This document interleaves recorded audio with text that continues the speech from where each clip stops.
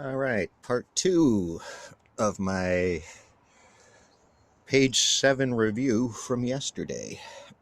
We were talking about how to measure, how to take measurements, how you can turn these into something fairly sophisticated, something that even looks like a bit of evidence or something to talk to with other people to say, hey, look, over here I'm good, over here I'm not. So yesterday, when I had finished up, and I didn't know that it stopped recording, I kept on talking. So yesterday I had gotten to right about here, and I had mentioned safe, okay, and then over here I'd written not safe.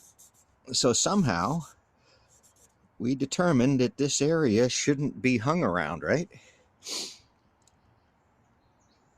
So to answer that question, is it safe? Is it safe?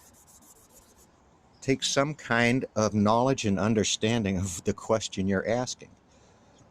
If I was using a Geiger counter here, I could draw no conclusions from these numbers. Because first I wrote them in dB, right? dB is not a Geiger counter reading, although it could be. I could make it. You could make a decibel reading for energy, ionizing energy. So what happened was I kept talking. I initially, like I said, on your cell phone, this application's got some tools inside of it, a magnetometer, sound meter, light meter, and I played here a dB would probably be a sound meter reading. Okay, if I had done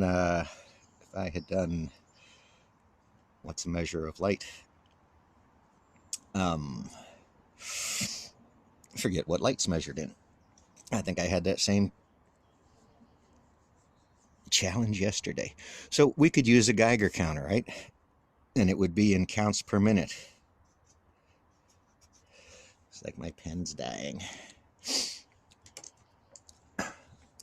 So we could use a Geiger counter, and it would give us CPM. If we used a scintillation detector, it would give us counts per second. If we used a false reading from a Geiger counter, we could put it into sieverts. All right, sieverts is a conversion. It's without knowing the isotopes, I say you cannot do a dosage. So I wouldn't use sieverts here, my own self. Light magnetometer, what is that one measuring? That's magnetism. Magnetism is measured in how? Northeast, south, and west, right? But the energy readings of magnetism is in your guess. I hope this is coming. Is it even recording? Did I turn it on? All right, we're at 3 minutes. So I added on to this as I went along talking, and now I've got to rebuild what I did. So I was playing with measurements, just, generic, take a measurement. When you start to put it into a pattern with a known distance, you're actually defining a measurement area. So you can add information that provides accuracy onto your readings. It shows your methodology that I walked this field, I pedaled my bicycle on this field, and I arrived at Q based upon these readings.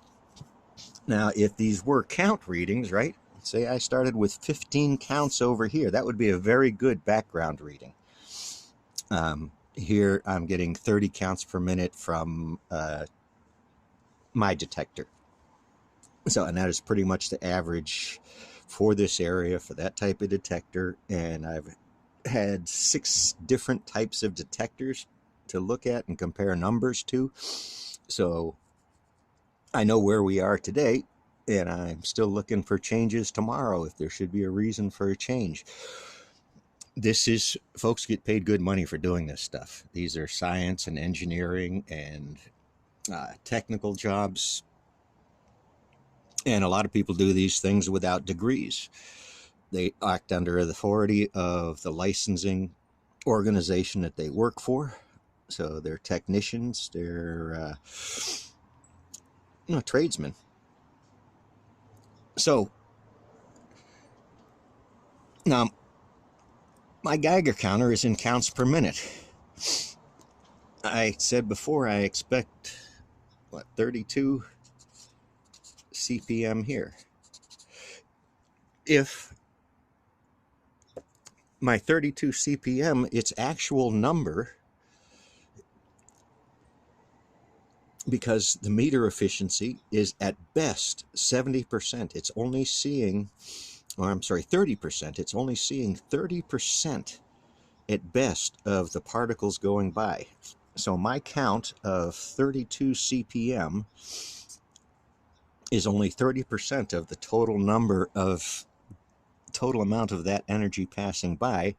I scientifically, legally and stuff can make that number. Remember that this is only 30% of the total, so the total is somewhere around 100 point something counts per minute is the true reading of the energy going past that meter. I haven't spoken a whole lot to this because there's a whole lot to it.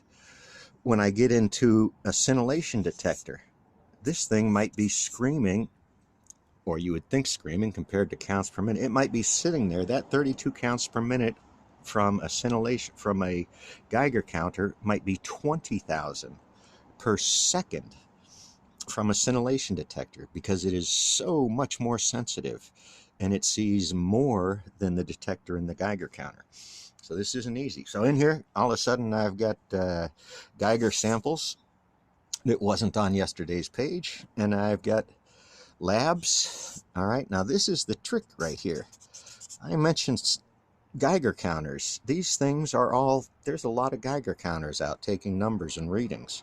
A lot of places, a lot of different websites you can go look at for this information, and the displays are different depending on how much data is there, the depth of the data.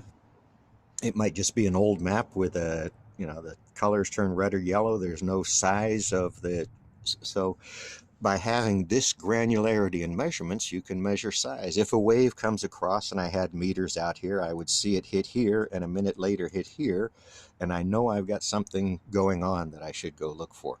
But this word labs, I just spoke to two pieces of equipment that are maybe consumer available. You don't see many spectrometers out running around because to speak to what they tell you is hard to do. So yeah, there's an issue. So those labs, when you go to a national lab, you're talking about instruments no one can afford. The average Joe can't afford. Maybe colleges have these things, your state university or some private university, but you'd have to go ask them. So that's mapping. This is how you find out where a source is. You have to know what you're looking for. You have to have the right instruments. And my argument is, if you get to Q in a radiological environment, you have to know the isotopes there. If they won't speak to them, they are misleading us. So battery's going to die. Did this quick. This is the finish to page 7. And thanks for listening.